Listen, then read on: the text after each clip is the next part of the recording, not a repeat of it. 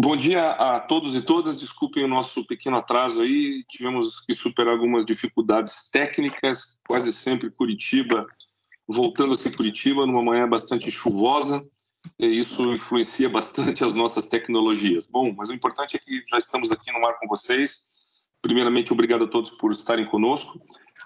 Nesse momento, eu tenho o prazer, né, de estar aqui com o professor Paulo Jorge dos Santos, que, além de ser um colega de longa data aí de CTC, atualmente ainda é coordenador da área da biodiversidade no CTC e, especialmente, tem estado envolvido aí no grupo de trabalho que a CAPES designou para que existam novos estudos, existam novas perspectivas de um novo modelo do Qualis, né? O que se chama aí, tem vários nomes, né? Novo Qualis, Qualis referência, Qualis único, enfim, a comunidade tem um conjunto de nomes para isso aí, mas basicamente é um novo Qualis, que tem características bastante interessantes, que é essa perspectiva de ter um único formato para todas as áreas do conhecimento.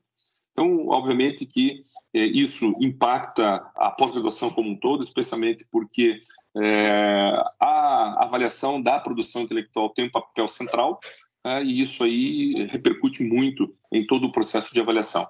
Então, eu queria dar bom dia aí para o professor Paulo, agradecer pela gentileza de estar conosco nessa manhã aqui, e vamos ouvi-lo e, na sequência, vamos tirar algumas dúvidas, vamos estabelecer uma conversa com a nossa comunidade. Então, Paulo, bom dia, obrigado por estar conosco, a palavra está com você. Obrigado.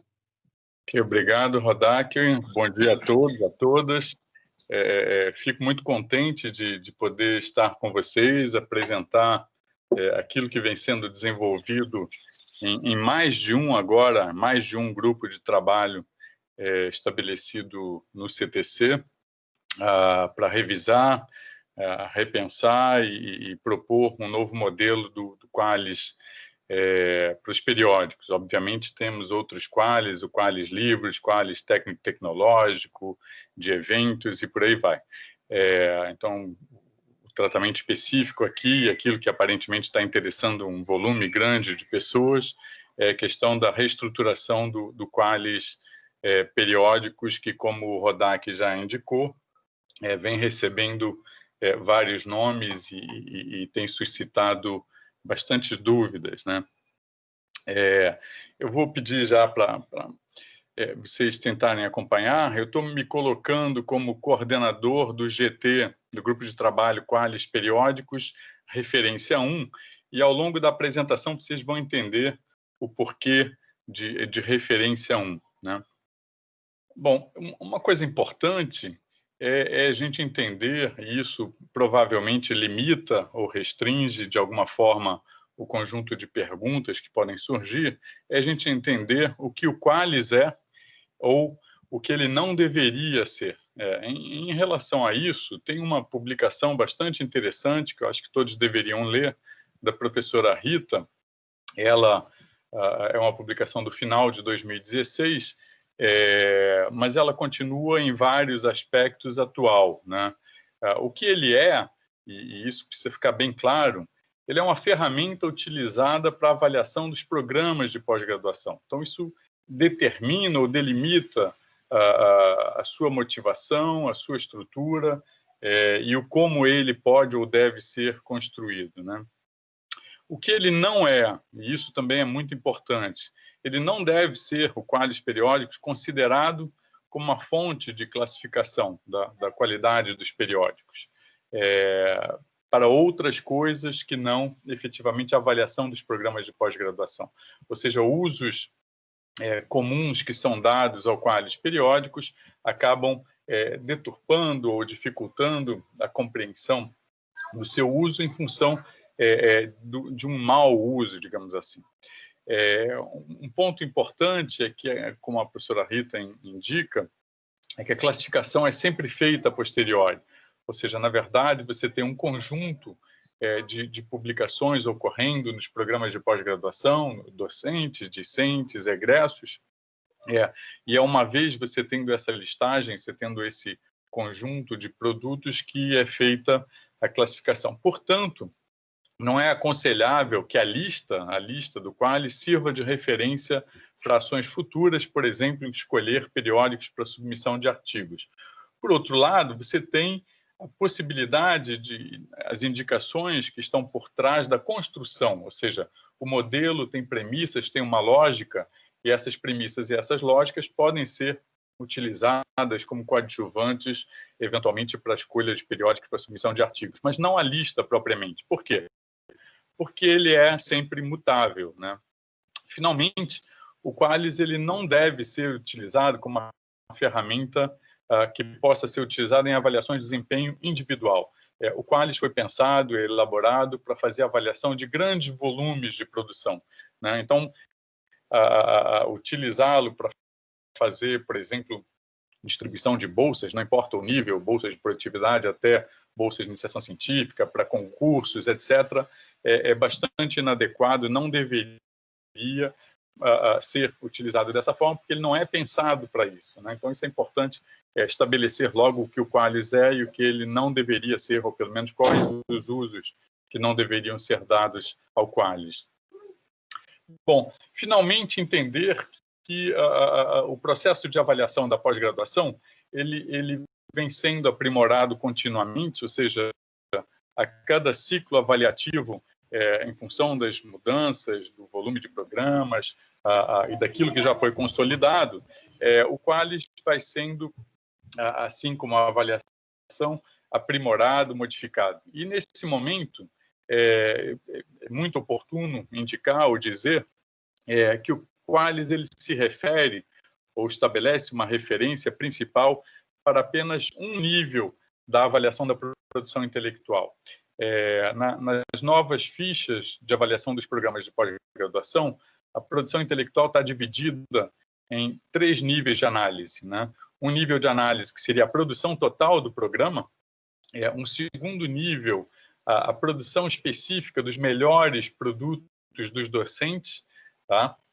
E num nível 3, aquilo que seria a produção mais qualificada do programa, que restringe fortemente a quantidade de produtos que vão ser avaliados. Então, o Qualys, enquanto instrumento, ferramenta para avaliação de grandes volumes de artigos, ele tem preferencialmente o uso nesse nível 1, para fazer uma análise quantitativa, ou seja, de grandes volumes, mas qualificada. O nível 2, que trata da avaliação de uma produção por ano de atuação dos docentes permanentes, pode ser feita essa avaliação de modos muito diversos. Não há necessidade de uso do Qualys. Boa parte das áreas de avaliação não utilizam mais o Qualys nesse nível, e muito menos ainda para avaliação dos 5 a 10 melhores produtos do programa, que seria esse nível 3, onde claramente o Qualys é algo inadequado para fazer essa avaliação. Então, esse é um outro ponto importante, ou seja, a delimitação de que, mesmo no que se refere à avaliação da produção intelectual em periódicos, o Qualys tem agora um uso mais restrito, né? Então, agora vamos entrar propriamente na ideia de reestruturação do Qualys.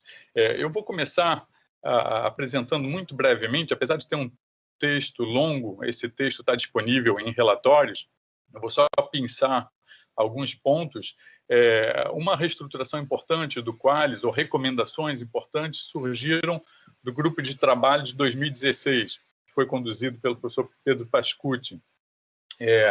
É importante as sugestões que saíram desse GT, porque elas foram incorporadas na maioria das áreas, né?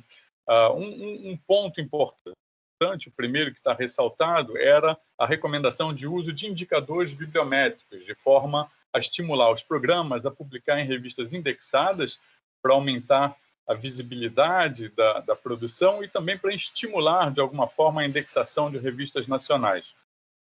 As bases de indexação internacionais, elas poderiam contribuir, portanto, para a internacionalização dos programas. Ou seja, e essa ideia de uso dos indicadores bibliométricos foi incorporada pela maioria das áreas.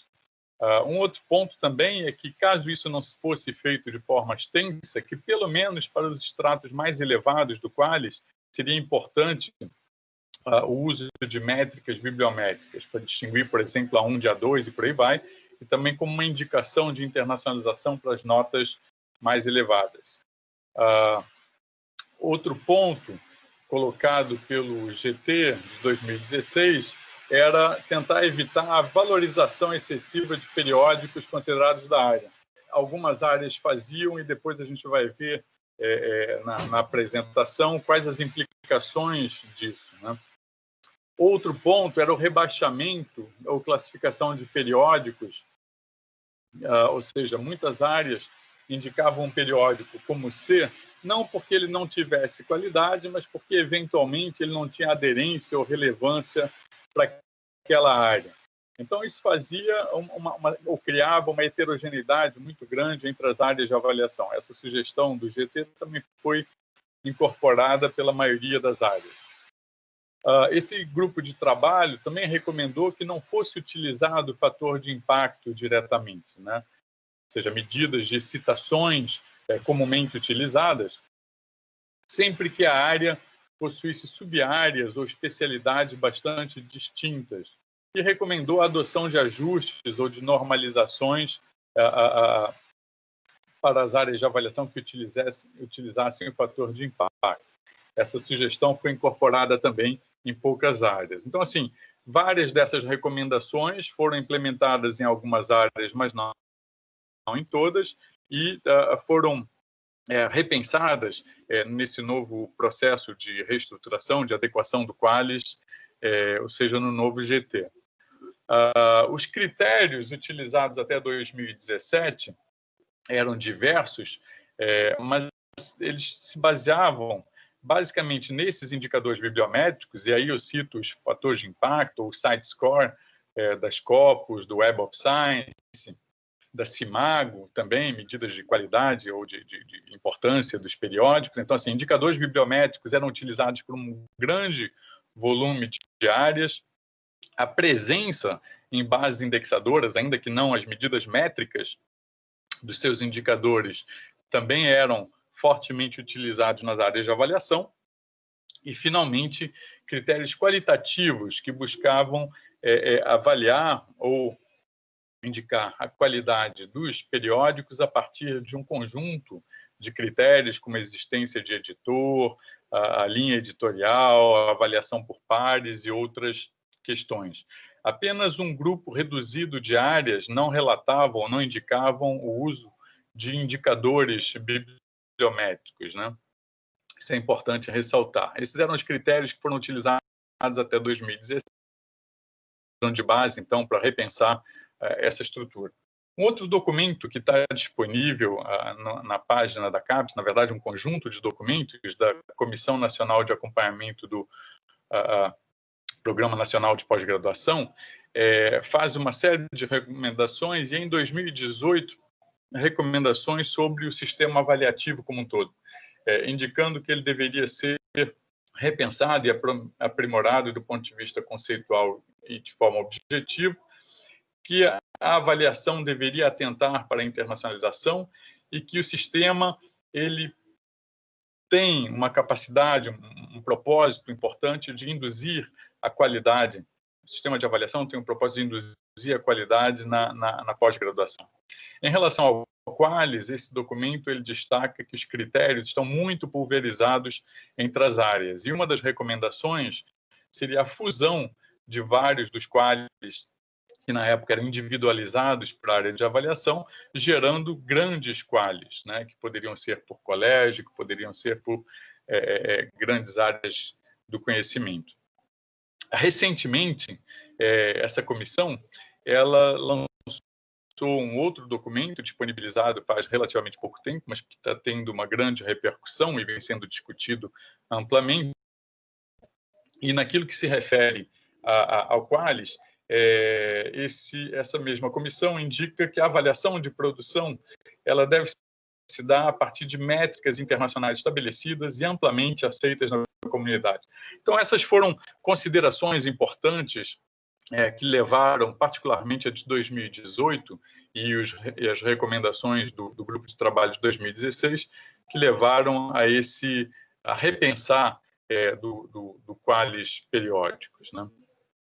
Bom, em relação às dificuldades com o uso de citações, seja o fator de impacto, seja o site score, eu vou ser bastante breve em relação a isso, mas indicando apenas que eles são fortemente relacionados com a temática ou com a área do conhecimento, né? Então, a gente pode observar que, por exemplo, a mediana de fator de impacto ela é muito diversa entre as áreas do conhecimento. Por exemplo, nesse slide, vocês podem ver que matemática possui uma mediana de fator de impacto relativamente baixa, 0,7. Isso é função do processo de publicação e de citação de cada uma das áreas. E, comparativamente, por exemplo, neurociências possui uma mediana de fator de impacto que é praticamente mais de 4 vezes aquela da matemática, ou seja, atinge 3. Né? Esse é um dado de 2017. Se nós olharmos para periódicos relacionados com essas áreas temáticas, a gente vai ver que o periódico relacionado com a matemática de valor de fator de impacto mais elevado atinge 9,7 de fator de impacto. Já se olharmos as neurociências, a gente vê que esse valor atinge praticamente 33, ou seja, as medianas refletem bem também os valores mais altos, né? E isso não nos permite utilizar o fator de impacto diretamente das diferentes áreas como uma medida de qualidade objetiva e que possa ser comparada independente das temáticas, né? Então, uma solução que surge e que vários dos indexadores vêm utilizando é fazer dentro de cada tema, dentro de cada área do conhecimento ou subtemas, subáreas ou categorias relacionadas com as áreas do conhecimento, é fazer subconjuntos de periódicos e estabelecer algum tipo de ranqueamento e cálculo de percentis, ou seja, de posição relativa dos periódicos numa escala percentual dentro de cada área do conhecimento. Então, assim, a gente poderia imaginar que os periódicos mais elevados, aqueles que estão entre os 1% com melhores indicadores, eles estariam no percentil 99 ou acima desse percentil 99. Ou seja, a gente tem a possibilidade de estabelecer, certamente vários de vocês já sabem, a posição dos periódicos em quartis, quartil 1, quartil 2, quartil 3, quartil 4, ou algo mais refinado, como subconjuntos desses quartis, ou ainda mais refinado ainda, em cima dos percentis, ou seja, valores bastante delimitados em relação à posição do periódico em comparação com outros periódicos de um mesmo tema do conhecimento. Então, esses percentis têm a vantagem também de serem independentes, de alguma forma, da medida que é efetuada pelo indexador internacional. Tá? Ou seja, na verdade, ele faz um ranqueamento dos periódicos pela medida, mas o valor vai estar sempre dentro de uma escala de 0 a 100%. Né? Eu vou falar um pouco mais sobre isso depois, simplesmente para dar a ideia de que há uma dificuldade com o uso de fatores de impacto ou de citações, mas há soluções que permitem ampliar a comparabilidade entre áreas do conhecimento com uma certa facilidade. Bom, em relação aos usos que vinham sendo dados pelas áreas de avaliação, a gente reconhece dois grandes grupos de áreas de avaliação. Um primeiro, aquelas áreas que se utilizam ou utilizavam apenas ou principalmente de métricas quantitativas desses indicadores internacionais, ou seja, o fator de impacto, o site score, percentis ou algum tipo de medida normalizada dessas medidas que eu citei anteriormente. Essas áreas, elas predominam, eu vou dizer assim, elas predominam nos colégios de ciências da vida e no colégio de ciências exatas, tecnológicas e interdisciplinar. Tá? Temos um outro conjunto, um outro grupo de áreas que utilizam principalmente a variedade das bases indexadoras, ou seja, a presença ou ausência dos periódicos em diferentes bases, em algumas dessas áreas também, de forma coadjuvante, métricas quantitativas abertas, como o H do Scholar. Né? Embaixo eu estou explicando o que é o H. Essas áreas elas predominam no colégio de humanidades. Bom, como eu disse anteriormente, o percentil indica a posição relativa. Os valores são normalizados, etc., mas ela te dá a posição relativa de um periódico em comparação restrita a um conjunto de periódicos de uma mesma temática ou de uma mesma especialidade. Então, o percentil tem a vantagem de você poder reduzir ou especificar qual é o tema que o periódico participa e, com isso, compará-lo apenas dentro daquele tema de área do conhecimento. O índice H, eu acho que a maioria já tem algum tipo de domínio de conhecimento sobre esse índice H, ele é o maior número, considerando um certo número de artigos num periódico que foram citados pelo menos esse mesmo número de vezes. Ou seja, ele me dá uma medida de um determinado número que reflete, ao mesmo tempo, uma quantidade de artigos e quantas vezes cada um deles foi citado, pelo menos. Esse é o número H. Ele pode ser calculado para a vida toda de um periódico ou ele pode ser restrito a um conjunto de anos, né? Por exemplo, o índice H5, que foi bastante utilizado em diversas áreas, ele é um índice H calculado usando apenas os artigos publicados num dado periódico nos últimos 5 anos. O H10, por exemplo, nos últimos 10 anos. Um ponto importante que se coloca é se há uma relação entre esses valores, ou seja, o valor de H5, que é uma medida também relacionada com a citação, mas o Google Scholar ele é muito mais aberto em termos do que pode fazer citação, ou seja, ele não se restringe aos periódicos, ele inclui livros, capítulos de livros, etc. E se há uma relação desses valores de H com os percentis. O gráfico que é apresentado à esquerda, na tela de vocês, ele traz a indicação de que há, sim, uma relação boa entre os valores de H5 e os valores de percentis, né? Esse é um conjunto de revistas multidisciplinares, enfim, que eu trouxe para a apresentação, mas se eu fizesse restrições para outros conjuntos ou subconjuntos de periódicos de diferentes áreas, as relações seriam muito próximas. Ou seja, o que a gente observa é que há uma tendência, conforme os Hs vão aumentando, de aumentar também o percentil relacionado a esses periódicos. Cada ponto nessa figura representa um periódico, porém, quando eu vou alcançando valores de H5 muito elevados, perto de 70, 80, alguma coisa desse tipo, começo a ter um acúmulo de percentis próximos a 100, porque, obviamente, eu não tenho nenhum periódico alcançando percentil superior a 100%, que seria o máximo, né? Na verdade, o último intervalo seria o intervalo que começa em 99%.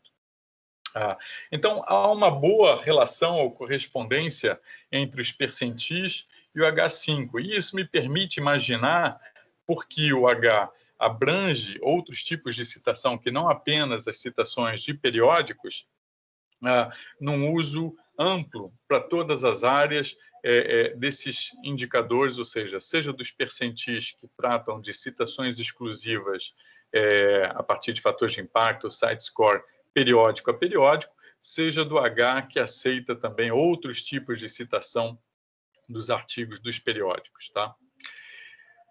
Bom, por que, de alguma forma, buscar uma classificação única para cada um dos periódicos? Bom, primeiro a gente tem as pressões externas, né? Há uma dificuldade muito grande de compreensão da variação de classificações entre as áreas de avaliação. Para vocês terem uma ideia, alguns periódicos eles poderiam, anteriormente, variavam, por exemplo, de A1 até B4 ou B5, ou até mesmo C, a depender da área de avaliação. E isso é muito, bom, vou chamar de, no mínimo, estranho, que você possa ter um periódico que é classificado por diferentes áreas de forma tão diversa, né? Então, isso gerava problemas, inclusive problemas de processos contra a CAPES em função dos maus usos que eram dados ao Qualis. Um segundo ponto de pressão são as pressões internas em relação à comparabilidade entre áreas, que era muito reduzida, e também pela forte subjetividade de algumas classificações. A pequena tabela que eu estou apresentando aqui embaixo à esquerda na tela, ela indica periódicos que possuem classificações totalmente diferentes entre áreas. O que isso significa? Significa que se um periódico estiver em 2 áreas de avaliação, ele vai ter 2 extratos diferentes. Se tiver em 3 áreas de avaliação, 3 extratos diferentes e por aí vai. Eram 4.207 periódicos nesse formato, que representavam 15% do total, o que era um problema muito grande. E em relação às questões de subjetividade, eu trouxe 2 gráficos sem identificação das áreas, mas que indicam, por exemplo, num deles, uma área onde os periódicos classificados entre A1 e B5, praticamente todos eles, quase 100% desses periódicos estão no JCR, ou seja, tem uma medida de fator de impacto, e a relação dos percentis, que é o eixo da esquerda, com os extratos antigos, era praticamente linear, ou seja, ia diminuindo o percentil do periódico conforme você ia passando de A1 para A2, para B1, até chegar em B5. Então, esse é um exemplo claro de um uso amplo, forte, de indicadores métricos quantitativos ligados a fator de impacto e, portanto, aos percentis. A figura de baixo, ela já indica uma outra área que faz uso de outros indicadores, de outros fatores de classificação dos periódicos, onde a gente não consegue reconhecer nos percentis uma relação clara com a estruturação dos periódicos nos seus diferentes estratos, né? Muito pelo contrário, por exemplo, os valores de percentil mais elevados vão aparecer, por exemplo, em B2, né? Então, só mostrando um pouco essas dificuldades de comparar as áreas em função dos muito diferentes usos de indicadores para fazer classificação dos periódicos. Essas 2 expressões, elas são reconhecidas pela nossa comunidade acadêmica, e elas resultam numa das recomendações síntese da Comissão de Acompanhamento do PNPG, que é uma certa diminuição dessa heterogeneidade, dessas grandes diferenças no processo de classificação dos periódicos. Então, essas são expressões que levam, de alguma forma, a CAPES a induzir, a mudar o sistema de qualificação dos periódicos nas áreas de avaliação. Bom, em cima de tudo que eu disse até o momento, foram criados um conjunto de premissas que embasaram a construção, então, de um modelo novo, né? Ou de um conjunto de modelos novos para fazer a classificação dos periódicos. Essas premissas, a primeira é a manutenção de um único status de qualificação para todas as áreas de avaliação, ou seja, um periódico vai ter um extrato, independente da área de avaliação. Ou seja, se ele for um periódico A1, ele é um periódico A1 em todas as áreas e não apenas para um determinado número de áreas. Se for um periódico B3 ou B2, ele vai ser B3 ou B2 para todas as áreas. Um segundo ponto, uma premissa importante, é não considerar fatores arbitrários como ser pertinente ou não pertinente para reduzir o extrato, ou ser relevante ou não relevante para elevar ou reduzir o extrato. Ou seja, as áreas não deverão fazer modificações de extrato em função da aderência dos periódicos ou da relevância desses periódicos para as áreas, e sim por alguma característica intrínseca do próprio periódico. Finalmente, buscar um critério de semelhança entre indicadores de qualidade, que, no caso, os diversos indicadores de qualidade utilizados pela maioria das áreas de avaliação, que são os que eu citei anteriormente, ou seja, fatores de impacto, site score, medidas de H, podem ser convertidas, e isso nos permite ampliar fortemente a base de indicadores para fazer classificação de periódicos.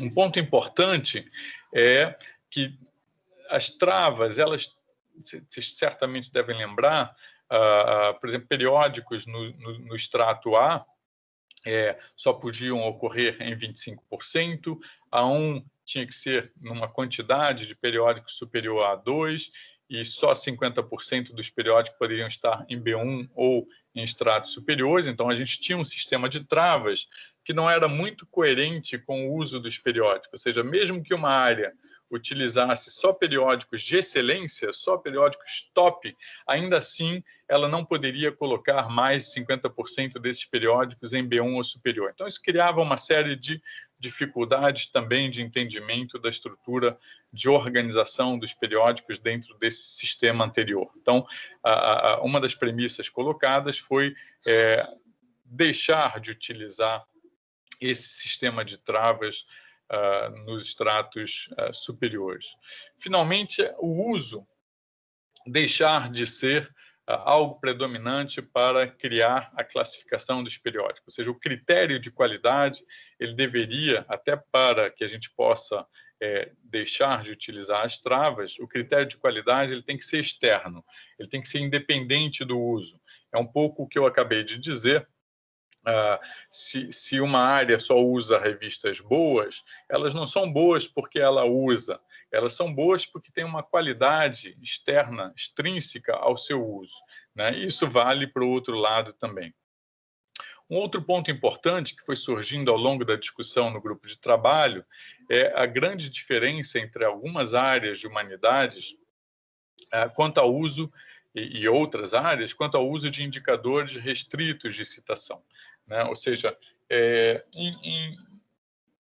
em diversas áreas de humanidades, as citações, particularmente as citações em periódicos, elas são muito lentas, elas ocorrem de uma forma muito lenta ao longo do tempo, o que dificulta o uso das medidas de citação exclusivas em periódicos. Eu vou citar apenas uma revista de história, uma revista de qualidade de história, que nos últimos 4 anos, pegando o site score dela, que se utiliza das citações e da produção nos últimos 4 anos, esse periódico, em 4 anos, publicou em torno de 40 artigos, ou seja, mais ou menos 10 artigos apenas por ano, e não recebeu, nesses 4 anos, nenhuma citação, esse conjunto de artigos, né? A velocidade com que, em periódicos, né, a velocidade com que se acumulam, portanto, citações é muito lenta, e isso restringe ou dificulta o uso de indicadores de citação restritos, né? Aqueles indicadores de citação periódico a periódico, né?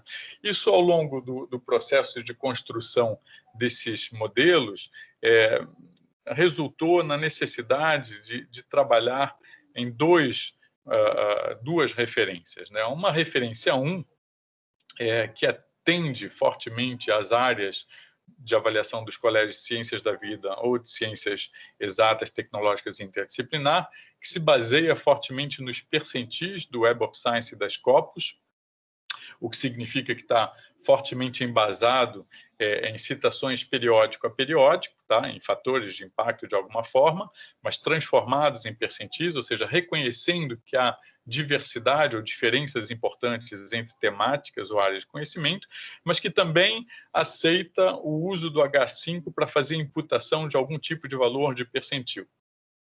Como vocês viram no gráfico de cima, eu vou apresentar de novo mais abaixo, a partir dos valores de H, pela boa relação que esses valores possuem com os percentis, eu posso fazer uma estimativa de percentil. Tá? Em segundo lugar, nós temos como referência para as áreas de humanidades, principalmente, o uso do H. Esse H pode ser o H5 ou pode ser o H10, justamente em função do quanto ou de qual a velocidade com que os periódicos, os artigos e os periódicos acumulam citações ao longo do tempo. Algumas áreas percebem que 5 anos já é suficiente para organizar ou ranquear os periódicos, enquanto que outras imaginam ou pensam que 5 anos ainda não é suficiente e sugerem o uso, portanto, do H10, ou seja, acúmulo de citações ao longo de 10 anos que seria suficiente para fazer um ranqueamento adequado dos periódicos em algumas áreas de avaliação. Um ponto que, em função do uso do H, diminuiu de importância, de alguma forma, é o uso do Qualys enquanto modelo indutor de internacionalização na publicação de artigos e na indexação de periódicos. Vejam que o H ele vem do Google Scholar, ele é uma base aberta, ela não determina ou não obriga que um dado periódico seja indexado num indexador internacional que tenha cálculo de fator de impacto, etc. Então, o uso do Qualis enquanto indutor de internacionalização, ele diminui, apesar das recomendações da Comissão de Acompanhamento, Comissão Nacional de Acompanhamento do PNPG. Tá? Bom, eu vou começar indicando os procedimentos de construção do que a gente vai indicar, então, como referência 1, que são aqueles que se utilizam principalmente de percentis, relacionados esses percentis com algum tipo de medida de citação, né, fator de impacto, o site score. Duas bases, elas predominam em 60% das áreas, né? São Web of Science e as Scopus. Elas eram bastante utilizadas para fazer a classificação nos estratos superiores e essas são as nossas bases, portanto, de escolha para obter os percentis. Isso, ou seja, juntando o Web of Science mais as Scopus, a gente atinge mais de 30 mil periódicos colocados nessas duas bases internacionais. E elas organizam ou subdividem os periódicos em subtemas ou categorias, né? Então, à esquerda, eu tenho um exemplo do Web of Science. O Web of Science possui 227 categorias. O que eu trouxe aqui à esquerda seria a categoria geral de medicina. E percebam que em medicina eu tenho uma subdivisão, então, de categorias que passa por alergia, andrologia, anestesiologia e por aí vai. O que significa que os periódicos são ranqueados ou calculado o percentil dentro desses temas. Não há uma comparação, por exemplo, entre medicina tropical, que aparece lá embaixo, em Tropical Medicine, não há uma comparação dos periódicos de medicina tropical, que geralmente têm medidas de citação ou de fator de impacto mais baixos, e, por exemplo, revistas de câncer ou revistas de hematologia ou dermatologia ou por aí vai. Ou seja, os periódicos são comparados dentro de uma especialidade, dentro de uma categoria, tanto para o Web of Science quanto, agora eu tenho o exemplo à direita, para as Scopus, eu trouxe duas categorias das Scopus que se confundem bastante com áreas de avaliação, né? Então, uma dessas categorias um tema dividido em subtemas física e astronomia. Nós temos uma área mais ou menos com esse nome, e nós temos também embaixo imunologia e microbiologia, que inclui parasitologia, que são basicamente os temas de ciências biológicas 3.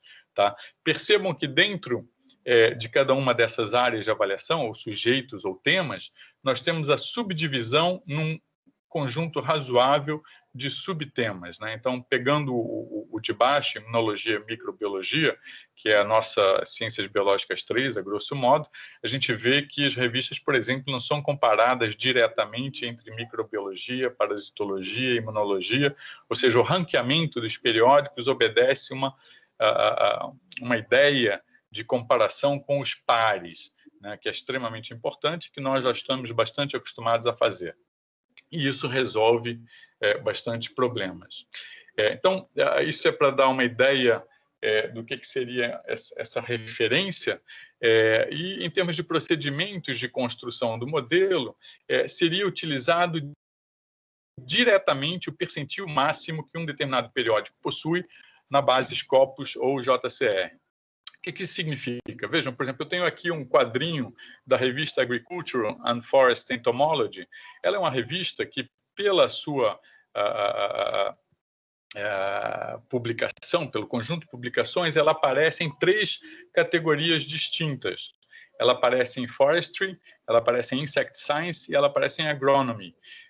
Percebam que em cada uma dessas categorias eu tenho a quantidade de periódicos registradas nessa categoria. Então, por exemplo, Insect Science tem 136 periódicos e essa revista ela obtém o percentil 74 em Insect Science e o maior percentil é 78 em Forestry. Então, do ponto de vista de classificação desse periódico, ela obteria o percentil 78, ou seja, é utilizado o percentil máximo no tema ou categoria que o periódico aparecer para fazer ou para gerar recuperar esse Qualis referência 1.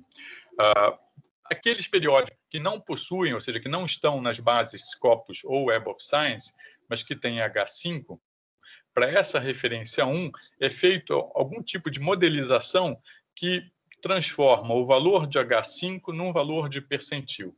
Então, eu trouxe de novo aquele gráfico apenas para vocês relembrarem que há uma relação muito boa entre os valores de H5 e os valores de percentis, o que significa que a gente pode, de alguma forma, recuperar periódicos que estão nas Scopus e Web of Science e trazê-los para dentro de uma indexação ou de uma organização em percentis. Então, esses seriam os procedimentos da referência 1, que atende a um grande número de áreas, e os procedimentos da referência 2, enfim, eles estão em construção ainda, mas, basicamente, a simulação que está sendo testada nesse grupo de trabalho Qualis Humanidades, que seria essa referência 2, ele está imaginado em 3 etapas preliminares antes do cálculo dos percentis. Essas etapas são: primeira etapa, uma busca de periódicos em bases amplas.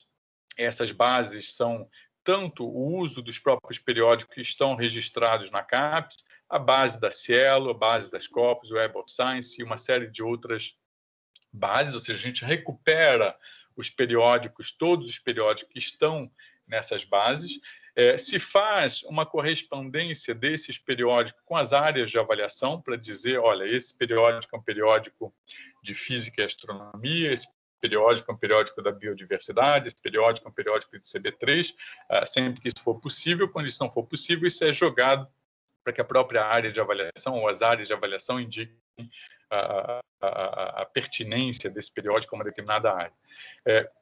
A terceira etapa é a busca do valor de H. Essa busca, infelizmente, o Google Scholar ele não fornece a lista completa, ela está sendo feita através do uso de robôs e também pelo uso do Publish or Perish, que não tem uma coincidência exata com os valores de H do Google, mas que é muito, muito próximo. Depois que você gera esse conjunto de valores de H para cada uma das temáticas ou de áreas de avaliação, são então calculados os percentis.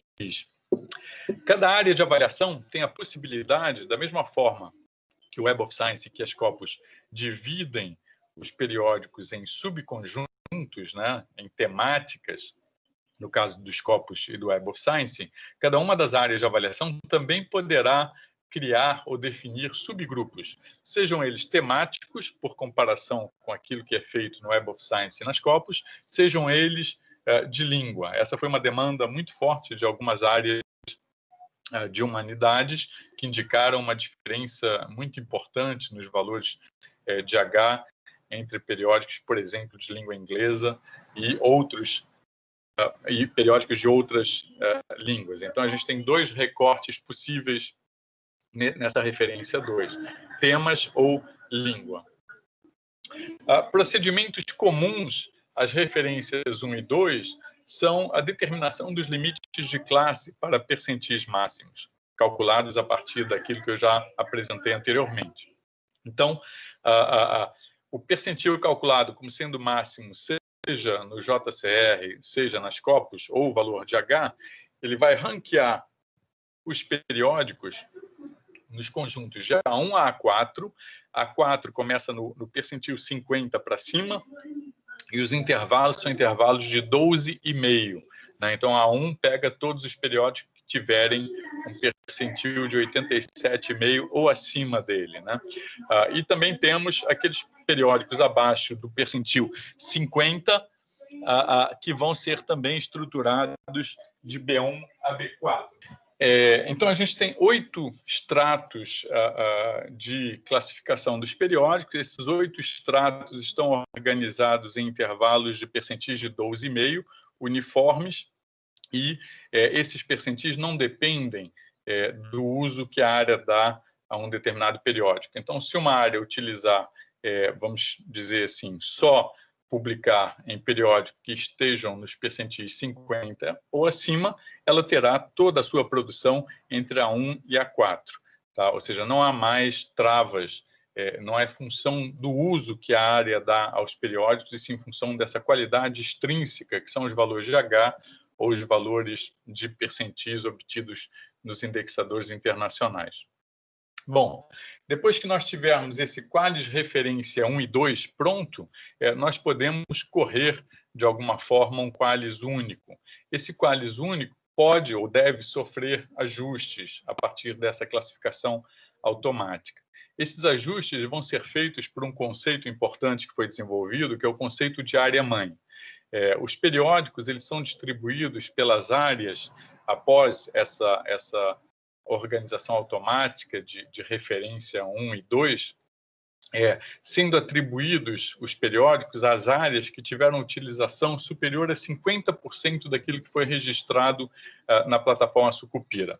Ou seja, aquela área que tiver claramente um predomínio no uso de um determinado periódico, ela poderá propor justificadamente ajustes no extrato daquele periódico. Percebam que a proposta ela não reconhece aqueles fatores arbitrários de pertinência ou relevância para descer os subperiódicos, mas diversas áreas elas vêm mantendo nos processos de classificação ou de qualificação dos periódicos diferentes tipos de ajuste fino. Eu vou depois dar um exemplo do que seriam essas possibilidades de ajuste fino. Esses ajustes finos, eles poderão, as áreas que são mães de determinados periódicos, elas poderão justificar esses ajustes, sendo esses ajustes limitados a subir ou descer um extrato qualis para 20% dos periódicos que ela é a área-mãe, ou um limite de mais ou menos 2 extratos, ou seja, pode subir ou descer 2 extratos para 10% do uso enquanto área-mãe. Ou seja, há uma primeira classificação basicamente automatizada a partir desses indicadores ou indexadores externos, e depois as áreas que tiverem um predomínio de uso de um determinado periódico podem fazer esse ajuste fino, subindo ou descendo os extratos qualis para um número limitado de revistas. Tá? Ou seja, na verdade, isso não pode ser feito indiscriminadamente para qualquer periódico. Há situações onde determinados periódicos não têm uso de 50% ou mais por uma única área. Né? Então, alguns periódicos, em função da sua temática, são utilizados por diversas áreas, e, nesse caso, as áreas elas podem se juntar. Vamos pensar num periódico de química que possa servir também à física, à química, a materiais e a alguma das engenharias. Né? Essas 4 áreas, se utilizam fortemente esse periódico, elas podem se juntar e, eventualmente, fazer a mesma sugestão de ajuste fino se elas juntas, essas áreas, tiverem uso de 50% ou mais do número de artigos publicados e registrados na Sucupira nesse periódico. Tá? Então, a gente tem ajustes que surgem a partir de uma única área ou de conjuntos de áreas, desde que no seu conjunto também tenham essa perspectiva de uso de 50% ou mais.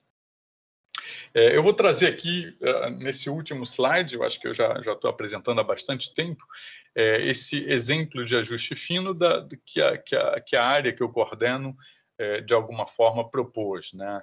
Então, assim, para aqueles periódicos que a área-mãe é biodiversidade, nós fizemos o seguinte procedimento. Isso foi o que nós utilizamos e que está registrado em documento na nossa página, em 2019. Tá? Então, a gente utilizou o qualis referência 1, ou seja, a gente utilizou os valores de percentis que saem do Web of Science e das Scopus, com a imputação ou o cálculo de valores de percentis também a partir de H, e os nossos ajustes finos foram os seguintes.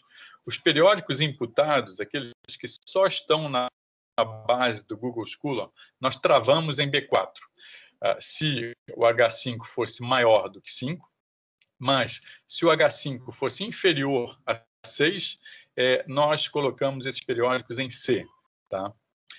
Periódicos que estivessem no Cielo que já estivessem nas bases do Web of Science ou das Scopus, mas que ainda não tivessem tido essas bases internacionais, há um número mínimo de anos para que seja calculado o fator de impacto e, portanto, um valor de percentil, eles não foram limitados no processo de imputação, ou seja, um periódico que está na base Cielo, que é uma base importante, de qualidade reconhecida, ele não seria travado e o seu valor de H5, mesmo que ele não tenha um valor de percentil, poderia levar ele para qualquer extrato do nosso Qualis. Então, nós liberamos isso. Periódicos que estavam apenas nas Scopus, ou seja, que não apareciam no Web of Science, eles ficaram limitados ao extrato máximo de A2. Nós não deixamos esses periódicos subir para 1.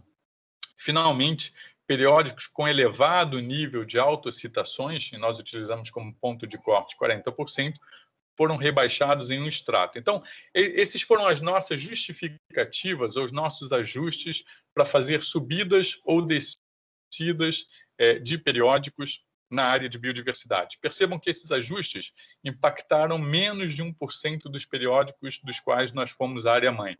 Ou seja, na verdade, 99% dos periódicos que nós fomos área-mãe se mantiveram na classificação automática e só em torno de 1% é que sofreram alterações.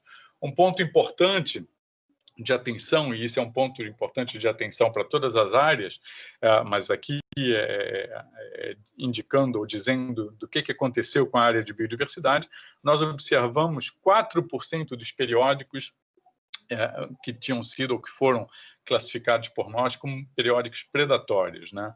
E isso é algo que a gente tem que estar cada vez mais atento, cada vez com mais cuidado. Bom, eu acho que eu já dei ou já apresentei de forma rápida para que a gente tenha tempo também de discussão mais ou menos quais são os procedimentos utilizados para esse novo Qualis, vamos chamar assim.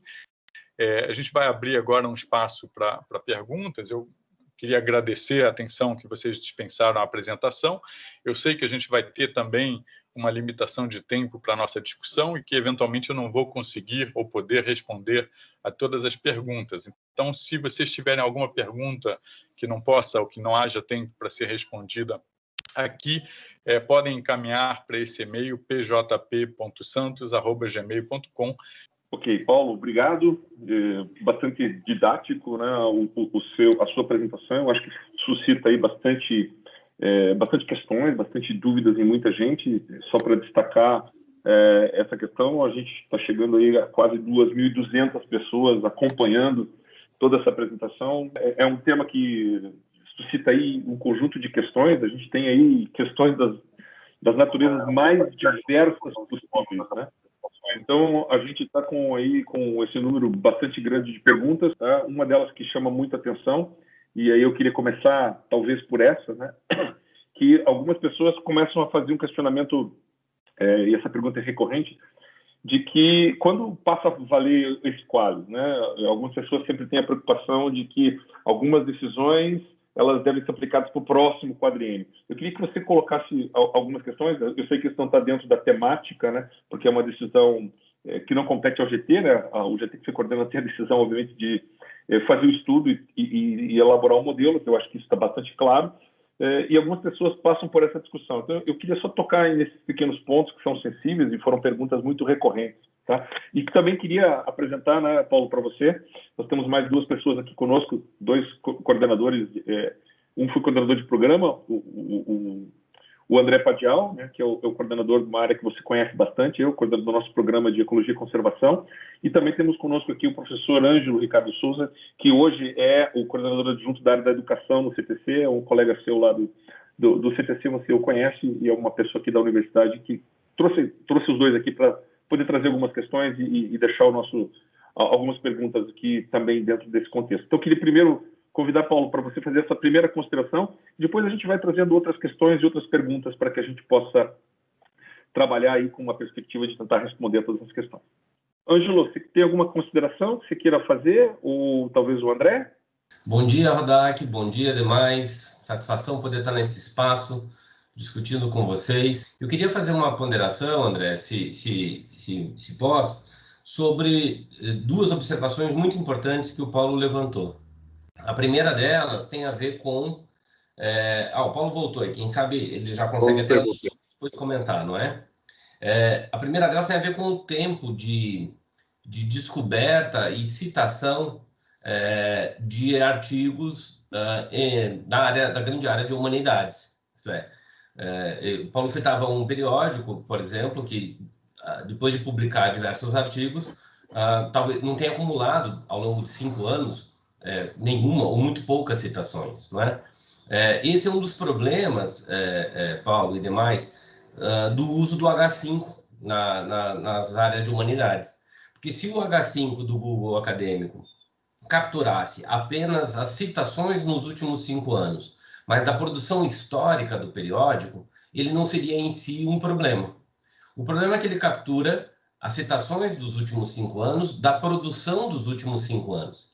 E isso nas diferentes áreas de humanidades, é claro que isso varia de área para área, acaba tendo um problema por conta de que, por vezes, leva tempo a descoberta daquela produção e, portanto, a consequente citação, não é? Nós trabalhamos com levantamento extensivo do H-Vida, né, como popularmente tem sido chamado, para o Qualis extraoficial, né, aquele Qualis intermediário do ano passado, e conversando com colegas das outras áreas das humanidades, que também trabalharam dessa maneira, e identificamos que há um descompasso grande no uso dessas duas medidas. Então, mas parece, Paulo, que, se eu entendi a decisão mais recente do CTC, as áreas serão, na humanidade, serão indicadas ao trabalhar com H5, porém poderão trabalhar com H10 ou com H-Vida, conforme prefiram, desde que, obviamente, por sua própria conta, capturem o dado dos periódicos para poder fazer a classificação. Em relação ao uso pretérito, vejam, o Qualis ele é feito uma qualificação, uma classificação pretérita, porque nós precisamos, de alguma forma, ter a indicação de que tais periódicos foram utilizados para fazer a modelagem, enfim, para fazer os cálculos, buscar os valores e por aí vai.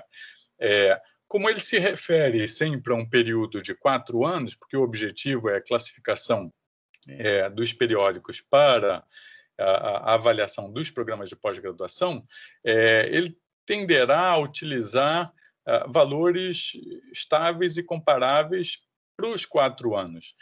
Uma das grandes dificuldades dessa qualificação de periódicos ano a ano é que você tem as medidas de H, de fator de impacto, de percentil, subindo ou descendo em função do próprio volume de papers que o periódico publica, das citações que ele recebeu e por aí vai. Essas oscilações geralmente são menores, ou seja, a estabilidade do sistema é grande. A própria Scopus agora ampliou para 4 anos tanto o volume de produção quanto o número de citações recebidos para poder justamente ampliar a estabilidade. Então, assim, a estabilidade, ou seja, o uso pretérito não é um problema, porque o objetivo é que seja comparável ao longo dos 4 anos a produção que foi realizada por um determinado programa de pós-graduação, né? Como nós não objetivamos utilizar o Qualis para fazer uma avaliação da produção de um docente ao longo de 20 anos ou de 30 anos, não há absolutamente problema algum em fazer isso, ou seja, de aplicá-los de forma pretérita. E nós também não pretendemos, como foi apresentado lá no meu segundo slide, em cima da publicação da professora Rita Barradas, também não pretendemos que o Qualis seja utilizado para fazer escolha de periódicos, né? Então, assim, não vejo problema com esse uso pretérito. Em relação à colocação do Ângelo, de tempo de citação, o periódico que eu citei, aquele periódico de história, que era, acho que se eu não estou enganado, é Historical Compass, ele efetivamente, em 4 anos, nas Scopus, ele não recebeu, ele produziu 40 e poucos artigos e não recebeu nenhuma citação de artigos, mas ele tem um H, e inclusive tem um H5 bastante razoável, que colocaria ele num percentil elevado. Então percebam que há uma distinção entre as citações que são obtidas pelas medidas de side score ou de fator de impacto, que vêm de revista a revista, e aquelas do H, porque citações do H podem obter capítulos de livros que já utilizaram aquela referência para fazer citação. Obviamente que o H5, e aí eu reconheço que o H5 ainda pode ser limitado para fazer uma estruturação mais ampla dos periódicos numa determinada área, e efetivamente nós estamos ampliando ou estendendo a possibilidade para outro H que não H5. Isso gera mais dificuldades, porque quando você busca direto no Google Scholar, o valor que você reconhece ou obtém é o valor de H5. O H10 tem que se utilizar de outras estratégias, do Publish or Perish ou alguma coisa assim.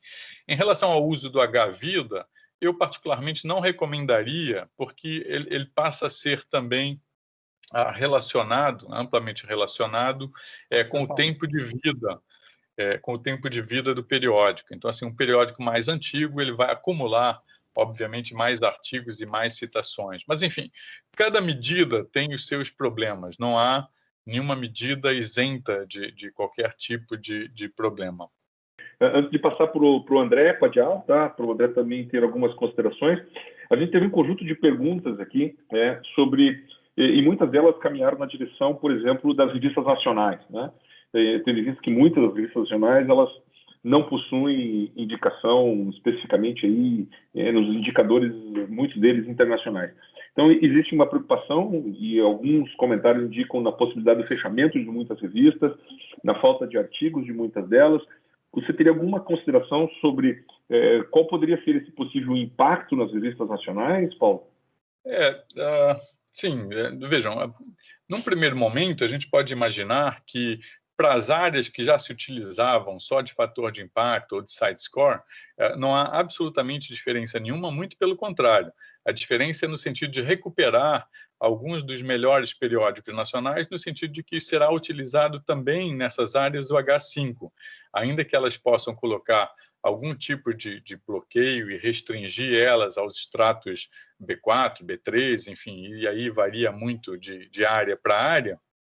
Mas o fato é que agora a gente está diminuindo essa barreira, ao contrário do que parece, o fato de que mesmo nas áreas dos colégios da vida e de ciências exatas, tecnológicas interdisciplinar, passaremos a utilizar, além dos percentis, também o H5, isso diminui essa restrição de entrada para os periódicos nacionais. Eu posso dizer também que um volume muito grande de periódicos nacionais, de revistas nacionais, buscou, ao longo desses últimos anos, essa indexação nas Scopus e no Web of Science. Particularmente nas Scopus, a gente tem um volume grande já de revistas nacionais. Obviamente, em algumas áreas de avaliação, ainda perdura um volume muito grande de periódicos relacionados, eventualmente, até com a própria instituição ou com o próprio programa. Então, você tem ainda bastante revista de não sei o que da faculdade X. Enfim, é difícil buscar informações sobre todos esses periódicos, mas o H do Google Scholar ele é aberto. Então, não é impossível que você consiga construir para os periódicos nacionais valores de H5, de H10 ou de H-Vida e que, com isso, eles possam ser ranqueados dentro do sistema de qualificação das áreas de avaliação. Algumas áreas, acrescentando mais ainda, algumas áreas estão buscando recortes de língua. Então, eu não vou citar nem as áreas, nem as línguas que estão sendo recortadas, mas isso permitiria, eventualmente, fazer uma classificação semelhante, uma classificação semelhante quase que à origem do Qualis. Eu acredito que os mais antigos aqui no sistema ainda devem lembrar de que no início o Qualis era separado basicamente em 3 níveis, era A, B e C, e esses 3 níveis eram organizados por periódicos internacionais, nacionais e locais, alguma coisa desse tipo. Então, de alguma forma, o recorte linguístico ele volta no tempo. Se isso é uma coisa boa, se isso não é uma coisa boa, é outra questão.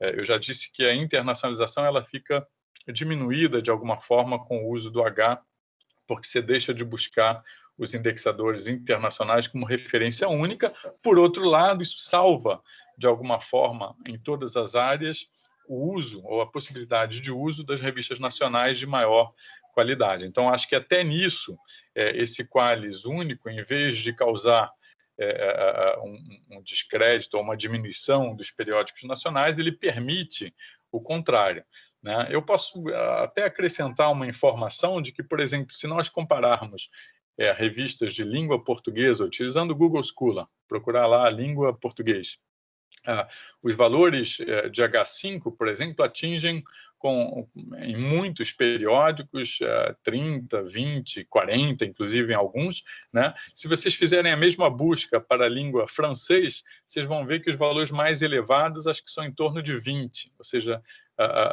por quê? Porque a França não reconhece, não valoriza a sua língua e as suas revistas? Não, mas porque o volume de produção que eles têm de citações de revistas publicadas em francês é reduzido, né? Não é todo mundo que lê alguma publicação em francês e, portanto, não vai ser todo mundo que vai conseguir citar uma referência em francês. E o mesmo se dá para as nossas revistas nacionais, com uma restrição menor, pelo volume de uso que nós ainda damos às revistas nacionais. Mas eu acho que o que eu vejo, ao contrário desse novo Qualis, vamos chamar assim, de ser um problema, ele me parece ser uma janela aberta para a incorporação das nossas revistas nacionais. Ok, maravilha. Eu queria chamar o André Padial, né, que é o nosso coordenador aí do nosso programa de Ecologia e Conservação. Se o André tem alguma consideração. Oi, bom dia, tudo bom, Paulo? Ex-coordenador, né, Rodak? Agora é a professora Rosana. Essa aí faz pouco tempo da gestão. Paulo, assim, eu acho que foi muito elucidador, muito elucidativo, perdão, e é importante de ressaltar que distorce muitas coisas que tinham no Qualis anterior, né? Que o Qualis anterior era muito mais subjetivo, dependendo da área, dependendo de critérios que não eram muito comparáveis, né? Mas, independentemente disso, queria que você comentasse um pouco o uso do Qualis que os programas usam para políticas internas, recredenciamento de professores, né? Isso é uma pergunta também que eu vi ali no chat do YouTube que tem, né? Porque, inevitavelmente, é uma medida de qualidade das publicações, né, que tem a ver com um conjunto de indexadores, né? Seja fator de impacto, seja H5, né? E se a revista está em outro, é um conjunto que sintetiza bem, inclusive, né? Sintetiza de forma bem razoável a qualidade da revista e aí, em consequência, é uma das medidas para medir a qualidade das publicações do programa, né? Assim, queria que você comentasse isso, porque no fundo, o programa sabe o que é melhor para ele, né? Tipo, a gente quer produzir cada vez melhor, agora com esses novos critérios a gente quer comunicar mais com a sociedade, a gente quer ter um impacto social, político, econômico mais relevante e tal. Mas e o uso do Qualis para essas políticas? Queria que você comentasse um pouquinho sobre isso aí, por favor. Eu tenho a sensação de que não é das coisas mais adequadas. Eu entendo que os programas eles precisam buscar informações, referência sobre a relevância da produção de um determinado docente, em conjunto ou não com seus discentes, com seus egressos, tendo em vista questões de credenciamento, né? Recredenciamento, descredenciamento e por aí vai. A gente tem uma variedade grande de questões relacionadas, ou seja, o Qualis não é o único aspecto que deve ser considerado, muito pelo contrário. Acho que questões de aderência, questões de relevância da produção, a gente percebe que hoje a gente avalia essa produção naqueles 3 níveis que eu apresentei num dos primeiros slides.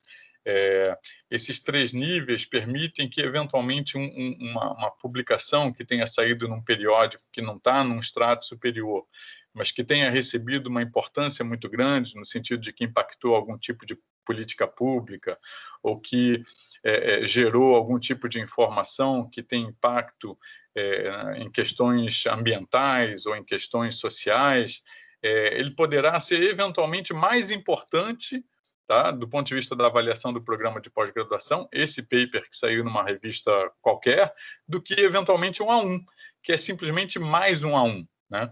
Então, eu acho que o Qualis ele tende a se tornar uma referência menos importante. O fato de que ele é uma referência geral também, não mais agora própria de cada área, amplia mais ainda essa dificuldade do uso do QALYS. Então, a minha recomendação é que outras questões ou outros critérios, eventualmente aqueles que são subjacentes ao QALYS, mas não o próprio QALYS, sejam mais importantes, né? Então, eu imaginaria que questões relacionadas com esses outros impactos que um artigo pode ter, questões relacionadas com a própria comparação desse periódico com os outros periódicos do mesmo tema. Então, percebam que se eu estou na área de biodiversidade, eu estou na área de biodiversidade, e o André também, um periódico que seja A1, mas que ele está fortemente relacionado com linguística, ele é pouco importante para a gente, né? Então, acho que não é o QALYS, agora que o QALYS é único, é um QALYS de referência que não é mais vinculado a uma determinada área de avaliação, ele vai implicar numa busca necessária de outros aspectos da produção de cada docente para fazer a sua avaliação no sentido mais amplo de relevância e pertinência daquele docente num determinado programa de pós-graduação, né? Eu acho que o QALYS de novo, todas as recomendações na literatura, enfim, são as de que você não deve utilizar ele para avaliações individuais. Nós continuamos fazendo isso, mas nós temos a oportunidade ou a possibilidade de fazer diferente. Então, a minha sugestão é que a gente comece a fazer diferente e que avalie a produção dos docentes de uma forma mais ampla e não tão restrita apenas a indicadores métricos como QALYS ou só o fator de impacto ou alguma coisa assim. Ok. Paulo, eu tenho uma pergunta minha, tá? Mas eu tenho duas questões que eu gostaria que você tocasse. São perguntas que estão bastante recorrentes no nosso chat aqui, tá? Uma delas diz respeito, acho que as duas são muito próximas, né? Elas falam sobre as revistas predadoras, como é que elas vão ser analisadas, que eu acho que é um aspecto relevante, né? O segundo deles coloca sobre as revistas pagas e as revistas não pagas. Algumas revistas hoje têm os APCs lá, né?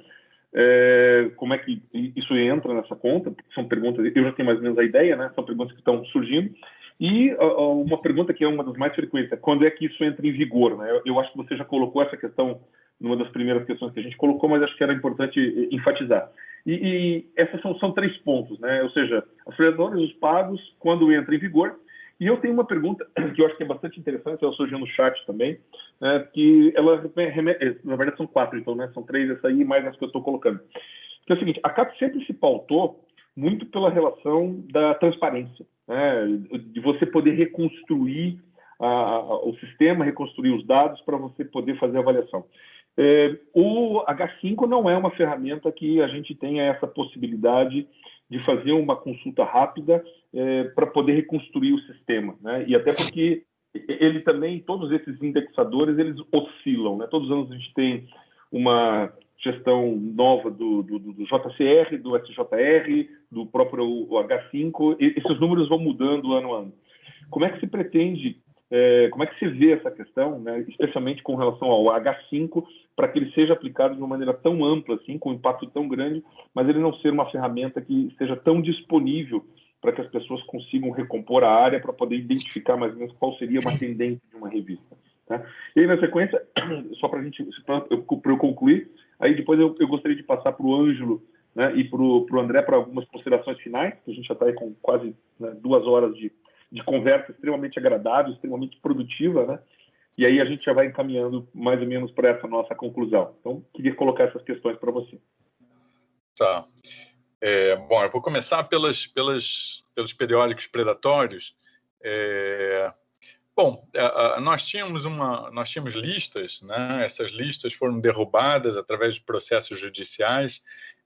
Hoje nós temos sugestões ou indicações daquilo que parece ser predatório.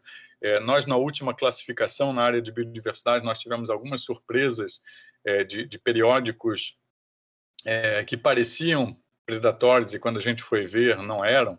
Eles tinham, por exemplo, nomes muito semelhantes a revistas reconhecidas da área.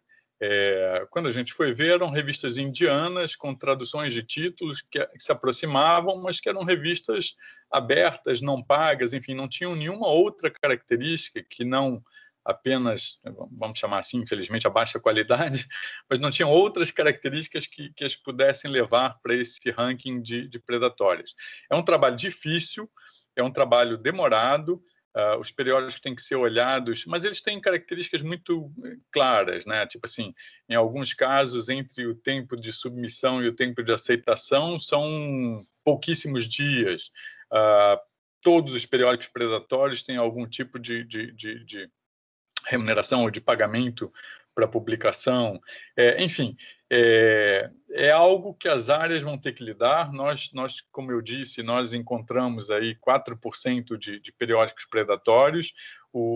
A minha indicação é que os coordenadores de pós-graduação estejam muito atentos a isso, né? Estejam atentos, façam recomendações aos seus docentes amplas de que tomem cuidado. Eu recebo todo dia no e-mail um monte de convites para publicar rápido, enfim, obviamente que isso suscita uma série de suspeitas em relação à qualidade dos periódicos, né? Mas não há um caminho único, direto e simples. Há uma linha tênue de separação, porque, afinal de contas, pago por pago, plus one também é pago e por aí vai. Em relação às questões mais de open access, periódicos pagos, não pagos, é uma discussão seríssima e preocupante, porque impacta particularmente os países com menos recursos, e a sensação que eu tenho é que nós estamos nos tornando um país cada vez com menos recursos para a ciência, né? Então, assim, além de conseguir os recursos para projeto, enfim, de bolsas, etc., você tem também agora que prever recursos para publicação, e isso não é das coisas mais simples, porque a depender da qualidade do periódico, se ele for open access pago, isso implica em valores que podem ser exorbitantes, ainda mais agora com a alta do dólar e do euro, enfim. Não há um caminho único, né? É preocupante, mas não há um caminho único. Há muita discussão no momento em relação a sistemas de financiamento. Um caminho interessante que eu vi recentemente, adotado pelo principal órgão de financiamento na Suíça, é que esse órgão de financiamento de pesquisa começou a financiar periódicos, ou seja, os periódicos podem concorrer a um grant para fazer as suas publicações, ou seja, eles não cobram, eles são periódicos open access, mas eles não cobram dos autores, nem cobram para que a pessoa, enfim, já que é open access, para que a pessoa leia o artigo. Na verdade, eles são financiados por órgãos governamentais, enfim, outros órgãos também. Então, esse talvez seja um caminho, não sei muito bem listar todas as opções. Eu sei que é um tema em debate, um tema extremamente importante. Em relação a essa questão pago não pago, a discussão está em aberto. O que algumas áreas têm feito é dar algum tipo de importância para, como nós fizemos com as revistas que estão no Cielo, mas que não estão ainda nos indexadores internacionais, é dar importância para essa questão de open access, de forma que elas possam ter uma classificação adequada. Em relação ao uso, é interessante, quer dizer, eu entendo o ponto de vista dos programas de pós-graduação dentro da perspectiva de que os programas gostariam, os coordenadores, enfim, que todas as regras, todas as informações estivessem disponíveis antes, inclusive, do início do quadriênio.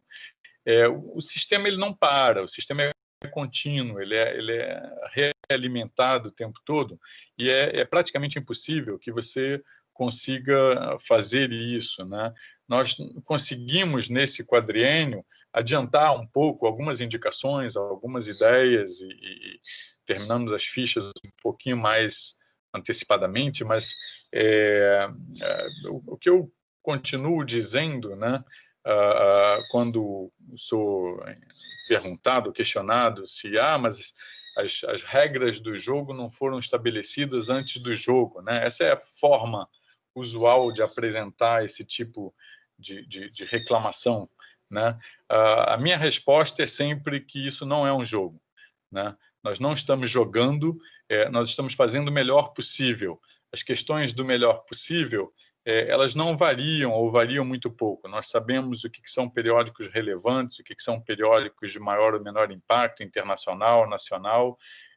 Nós sabemos aquilo que é desejável fazer em termos de produção dentro dos nossos programas, com os nossos alunos. Não é um jogo. Então, assim, embora seja desejável que as instruções gerais sejam indicadas o mais cedo possível, a minha resposta é de que não é um jogo e por isso, enfim, a gente está trabalhando com o ALICE. Ele já foi apresentado em 2019, ele já vinha sendo estudado em termos de reformulação e já foi apresentado em 2019 durante os seminários de meio termo, e ele vai ser utilizado para esse quadriênio. Óbvio que mudanças mais importantes ou mais amplas, elas normalmente são efetivamente deixadas de um momento para o outro.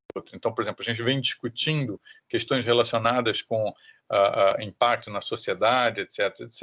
Elas estão sendo inseridas enquanto uma possibilidade de dimensão na ficha de avaliação atual, mas a implementação ampla de alguma coisa mais multidimensional, ela vai ser deixada possivelmente, ainda está em discussão, vai ser deixada possivelmente para o próximo quadriênio. Então, assim, mudanças mais radicais, elas têm um tempo de maturação, um tempo de discussão maior. Mudanças menores, que não alteram tanto assim aquilo que vem sendo feito, elas são implementadas e aplicadas ao longo do quadriênio para aplicação naquele mesmo quadriênio. Bom, em relação à tua pergunta, Rodak, essa questão de transparência,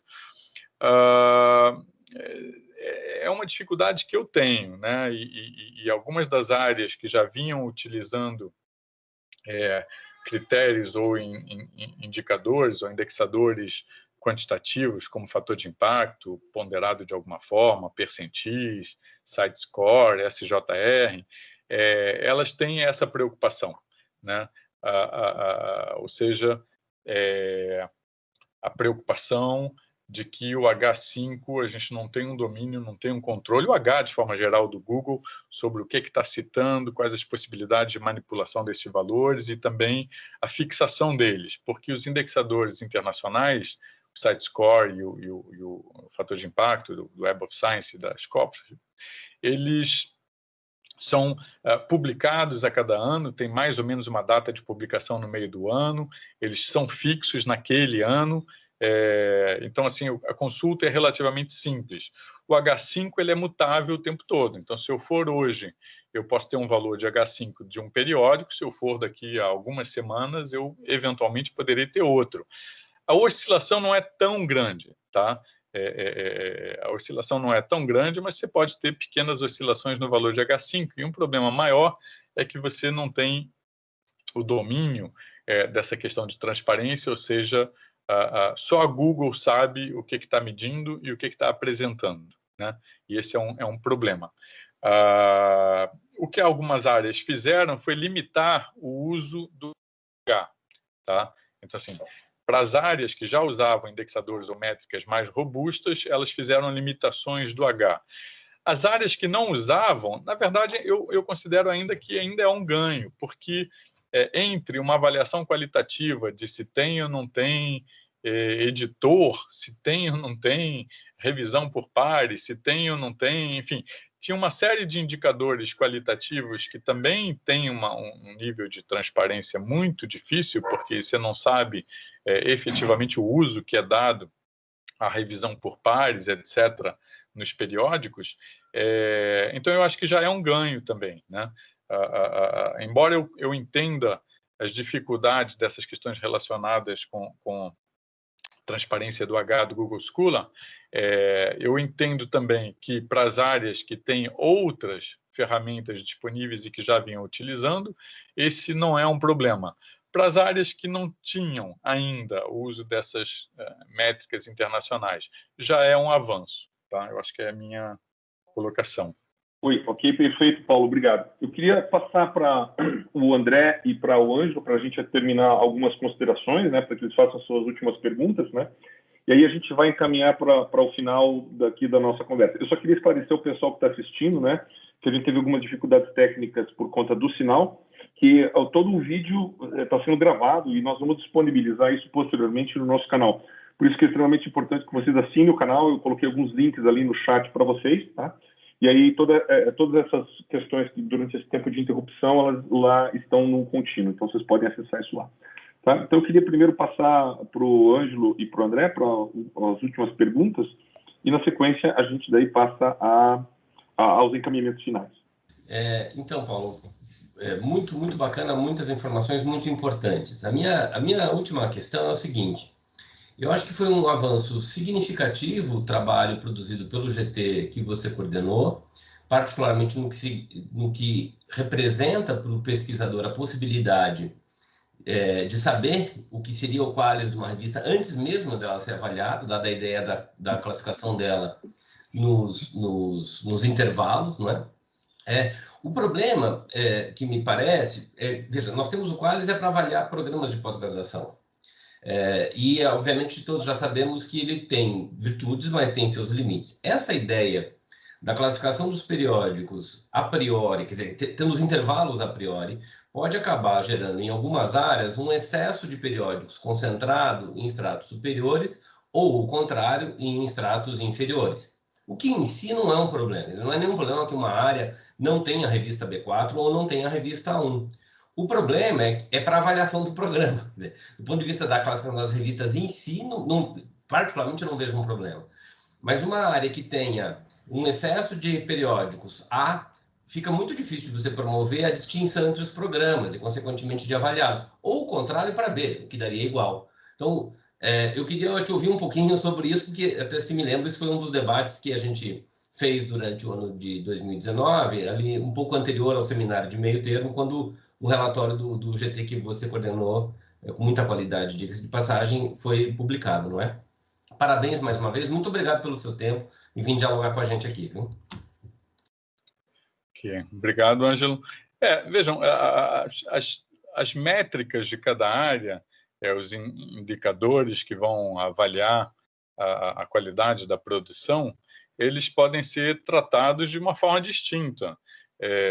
Inclusive, tem áreas pensando na possibilidade de valorar, por exemplo, como se fosse um A1 estrelinha, ou seja, aquelas produções que foram publicadas em periódicos que estão no percentil 95 ou acima, né? Percebam que, por exemplo, o A1 começa em 87,5, né?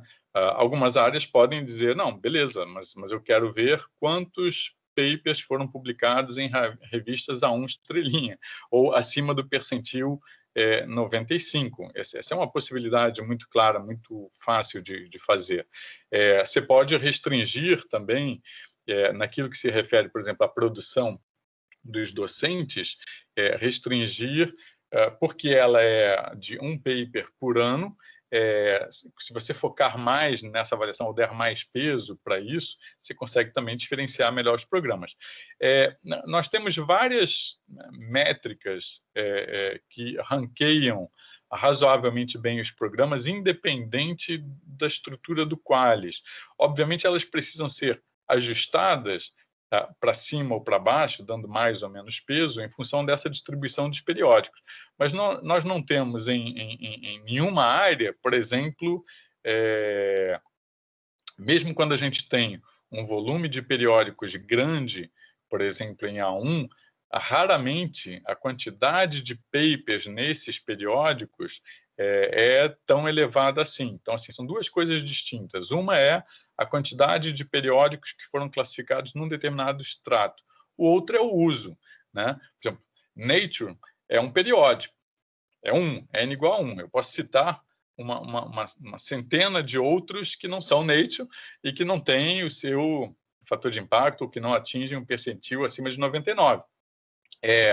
Mas é um N igual a 1. Mas se você for olhar a quantidade de artigos publicados em Nature ou a quantidade de artigos publicados nessa outra centena de periódicos, você vai ver a diferença de uma forma muito clara. Então, o que eu estou querendo dizer com isso é que a própria distribuição dos periódicos nos estratos não retrata comumente o uso que os programas fazem desses periódicos, e pelo menos na nossa área e para todas as áreas que eu olhei, e vi as fichas e olhei a produção, não me parece que isso será um problema. Eu acho que as coordenações de área estão atentas e vão conseguir ranquear os seus programas de uma forma eficiente com métricas distintas, né?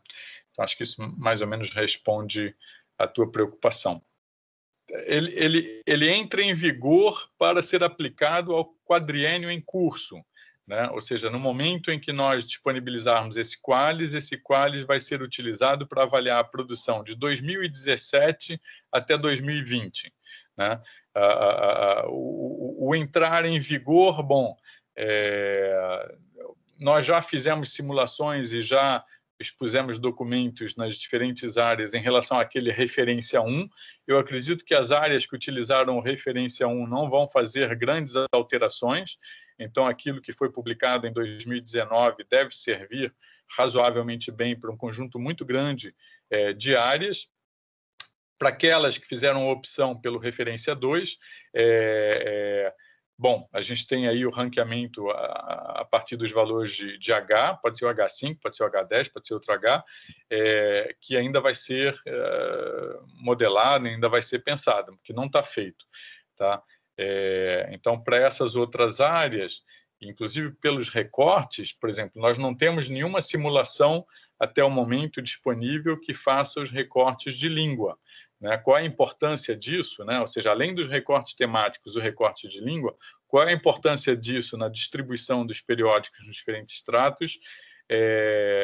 Enfim, eu espero que não seja uma surpresa muito grande, eu espero que o status dos periódicos se mantenha mais ou menos em relação ao que as áreas faziam, mas essa parte, sim, eu acho que o referência 2 é o que tende a trazer um pouco mais de novidade. O referência 1, ele mantém o status da maior parte. Nós fizemos simulações em 2018 até o início de 2019 e nós vimos que, normalmente, para as áreas que já utilizavam métricas do tipo site score, fator de impacto, a manutenção do status dos periódicos era em torno de 70%, 80%. Ou seja, eles eram mantidos mais ou menos no mesmo extrato anterior. Não havia tanta alteração assim. Tá? Então, eu acho que há uma estabilidade grande e a aplicação, ela, no momento em que o QALYS estiver disponível, ele vai ser aplicado para o quadriênio, ou seja, 2017 até 2020. Maravilha, Paulo, obrigado. André?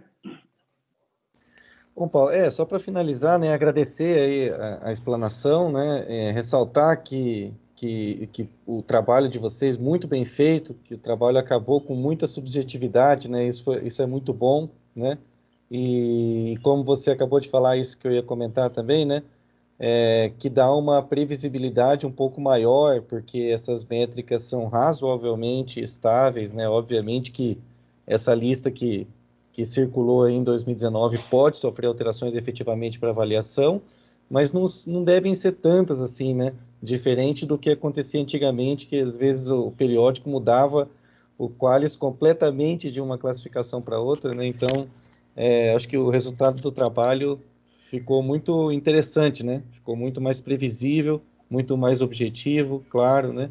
Então, parabenizar aí o trabalho de vocês do GT, né? E aguardar para ver se a gente consegue fazer uma ótima avaliação aí, independente do cenário nacional, né, atual.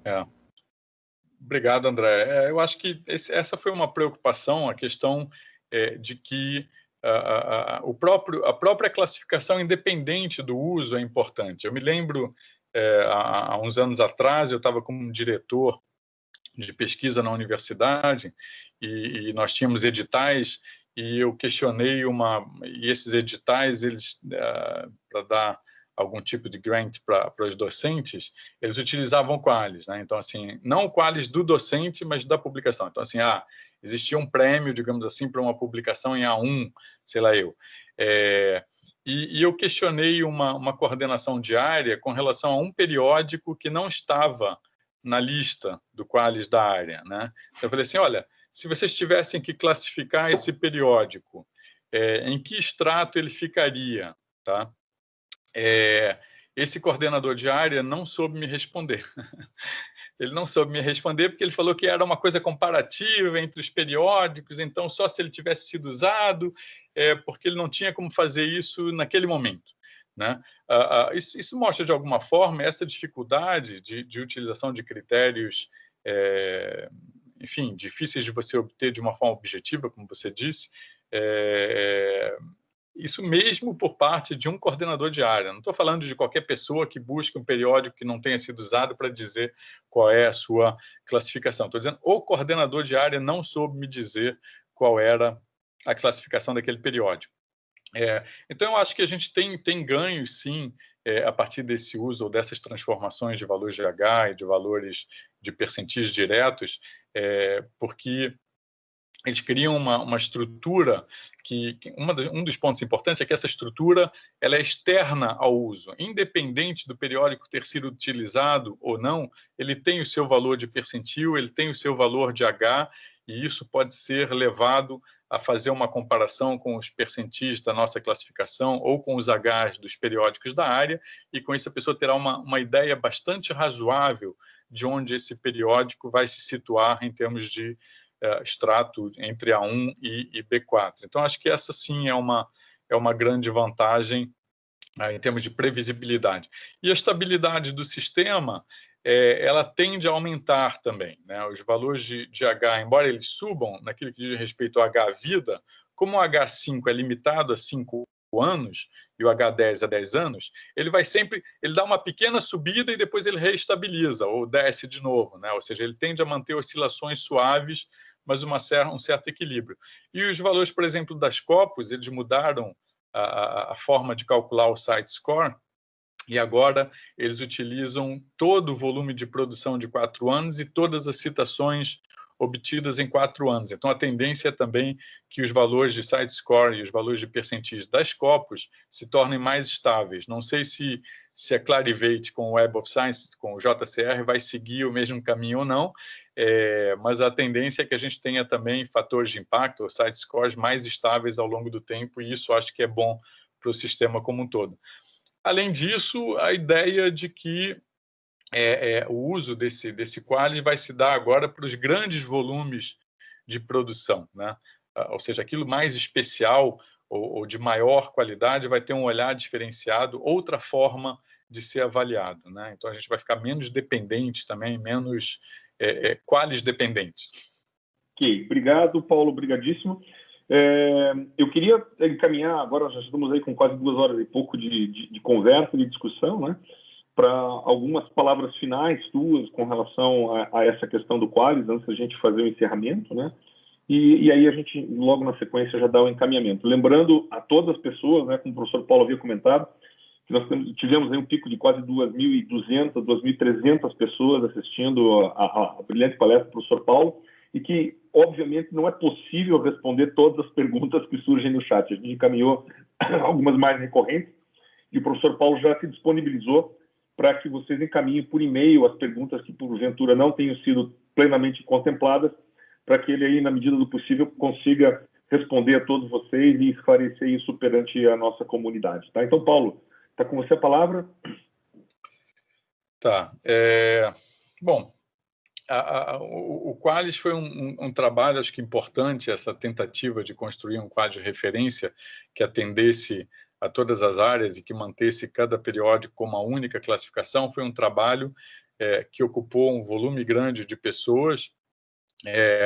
Eu não vou citar nominalmente, mas teve pessoas de todas as áreas de avaliação, pessoas do corpo técnico da DAVE, que trabalharam fortemente para conseguir construir essa estrutura nova de classificação. Elas têm que ser reconhecidas e os nomes estão, obviamente, nos relatórios que estão sendo publicados na página da CAPES e que serão certamente disponibilizados com uma certa rapidez. Ele traz, ao mesmo tempo, um avanço e ele indica um caminho futuro possível, que é o caminho da gente, em algum momento, se libertar efetivamente do qualis, a partir do momento em que a gente tenha a opção ou a possibilidade de utilizar sistemas de ranqueamento dos periódicos em indexadores externos, métricas externas internacionais ou reconhecidas internacionalmente. Então, assim, eu acho que foi um trabalho longo, difícil, de muita discussão, muita divergência, mas que acabou conduzindo a métricas que têm uma certa coerência, uma certa correspondência, os percentis e os Hs, que nos permitem aí visualizar um caminho futuro bastante razoável para a qualificação da produção intelectual produzida em periódicos, né? Eu vi que várias pessoas ainda estão perguntando a questão do quando entrará em vigor. Na verdade, não se trata mais de entrar em vigor, né? Quer dizer, se trata de fazer os cálculos efetivos e a estratificação dos valores de percentis, o que só poderá ocorrer, obviamente, para aquelas áreas que utilizarem os Hs para fazer esse ranqueamento, quando a produção da área estiver finalizada. E a gente ainda tem o relatório de 2020 para ser preenchido. O que eu posso dizer em relação à entrada em vigor é que para as áreas que utilizaram um ranqueamento fortemente baseado nos percentis de Web of Science e Scopus, aqueles intervalos de 12,5% e aquilo que as Scopus e o Web of Science já liberaram, já permitem você verificar qual é a classificação do periódico hoje, né? Então, hoje eu sei que se eu buscar um periódico e ele tiver como maior percentil 90, ele vai estar no extrato A1, né? Não tenho dúvidas em relação a isso, né?